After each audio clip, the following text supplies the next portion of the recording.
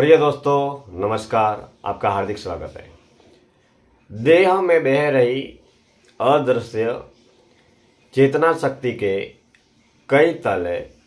जिसमें हम वास्तविक रूप से जिससे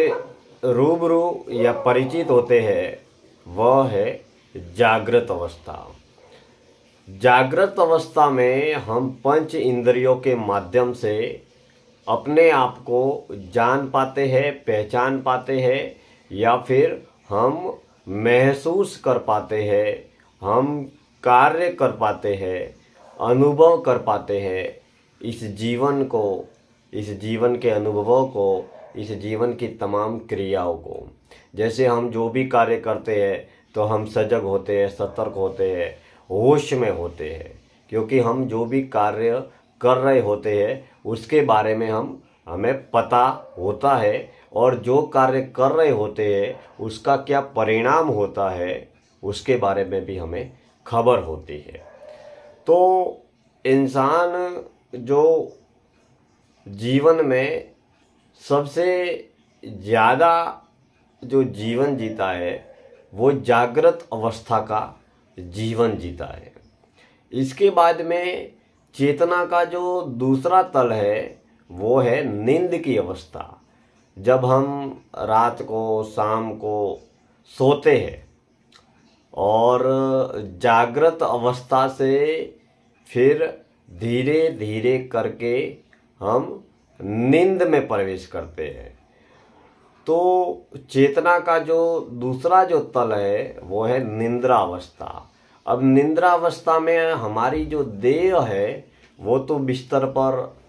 पड़ी रहती है, वो किसी भी प्रकार की क्रियाएं नहीं करती है, किसी भी प्रकार की प्रतिक्रियाएं नहीं करती है। चलना फिरना, घूमना फिरना, बोलना या देह के माध्यम से किसी भी प्रकार के कर्मों को करना बिल्कुल तरीके से बंद होता है। लेकिन जो हमारी अदृश्य आत्मा या चेतना शक्ति होती है वो नींद में होती है, और नींद की अवस्था में हम क्या कर रहे होते हैं, हम अपने बारे में, स्वयं के बारे में, अपनी देह के बारे में,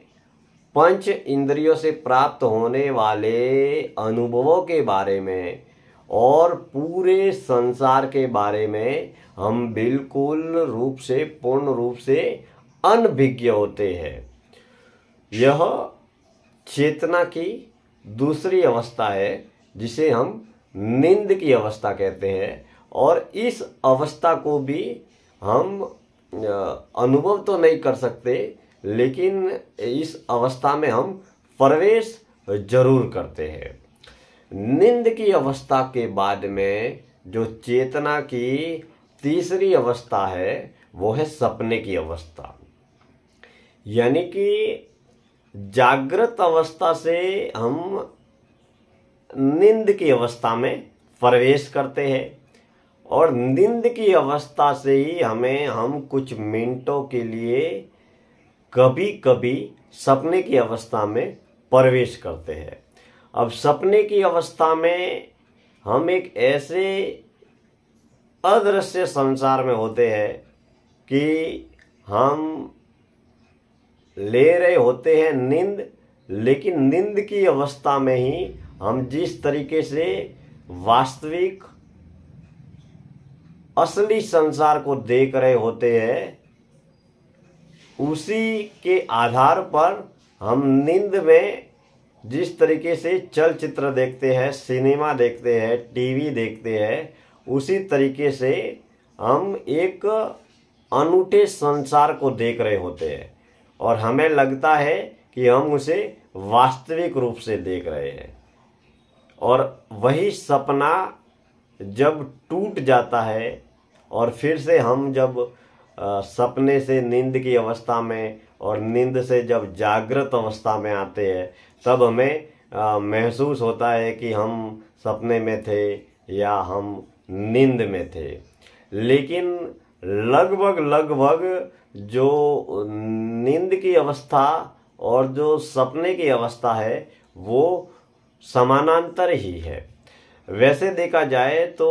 चेतना के इन तीनों तलों में मनुष्य जो अधिकांश जीवन जीता है वो ज़्यादातर नींद का जीवन जीता है, यानी कि रात्रि को वो नींद में रहता है, बेहोशी में रहता है। वो संसार के प्रति और अपने आप के प्रति, अपने इंद्रियों के द्वारा प्राप्त होने वाले ज्ञान के प्रति और तमाम तरह की क्रियाओं के प्रति इंसान पूर्ण रूप से अनभिज्ञ होता है, कोई भी कुछ भी नहीं जानता है। और जागृत अवस्था में वह संसार के तमाम क्रियाकलापों से, इंद्रियों के अनुभवों से, लाभ से, हानि से, मन बुद्धि के तल पर जितने भी क्रियाकलाप है उनसे वह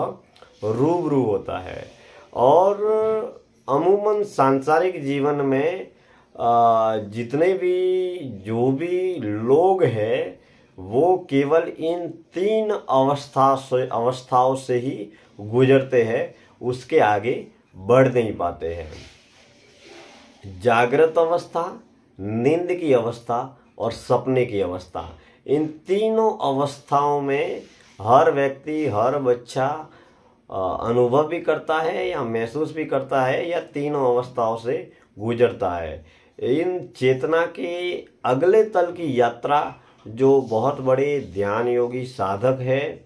बहुत बड़े सन्यासी है, जो साधनाएं करते हैं, तपस्याएं करते हैं, जो सांसारिक गृहस्थ जीवन में भी हो सकते हैं या साधु सन्यासी जीवन में भी हो सकते हैं, जो अपनी ध्यान साधना के माध्यम से, अपनी तपस्या के माध्यम से अपनी चेतना शक्ति को जागृत अवस्था से, नींद की अवस्था से और सपने की अवस्था से परे उच्च तल पर लेकर जाते हैं। जो ध्यान के माध्यम से विचारों के परे की अवस्था है,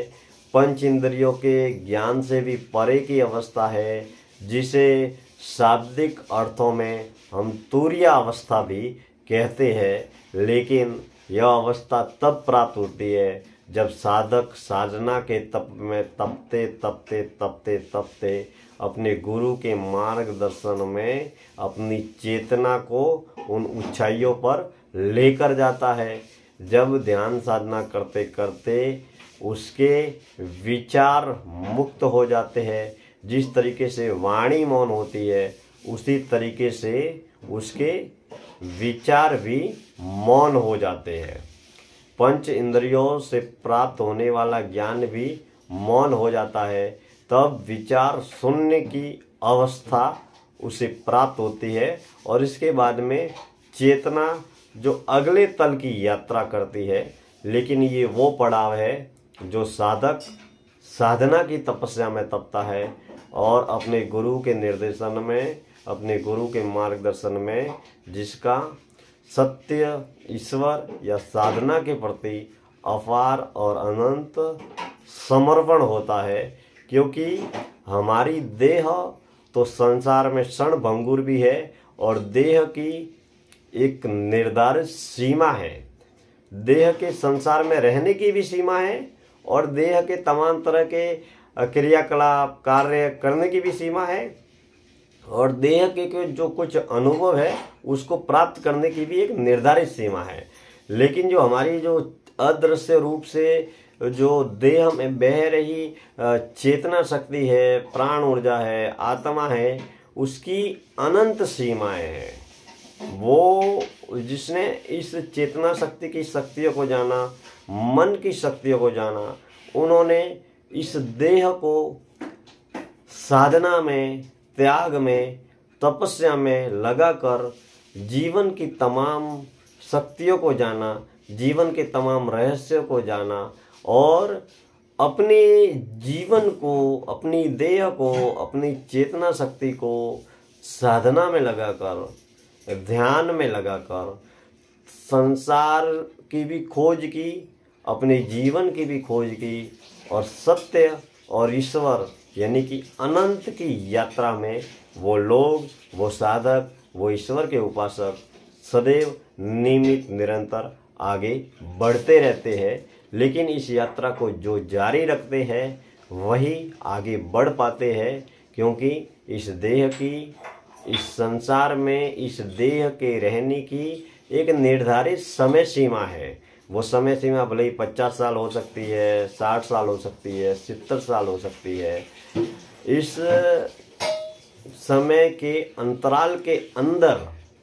हम अपनी चेतना शक्ति को, अपनी आत्मा को सेवा में, साधना में, त्याग में, तपस्या में, सात्विक कर्मों में लगाकर भक्ति के माध्यम से, सत्संग के माध्यम से, ध्यान के माध्यम से जितनी भी सत्य और ईश्वर को खोज करने वाली विधियां है या ज्ञान है, उसके वास्तविक मार्ग पर चलकर हम अपने जीवन और जन्म का कितना कल्याण या उत्थान कर पाते हैं, यह उस व्यक्ति के सत्य के प्रति, ईश्वर के प्रति तड़प, प्यास और भूख पर निर्भर करता है। बहुत बहुत धन्यवाद। आप YouTube चैनल से जुड़े रहे और समय समय पर ऐसी बहुत सारी वार्ताओं को लेकर, चिंतन चर्चाओं को लेकर हम आपसे रूबरू होते रहेंगे। बहुत बहुत धन्यवाद।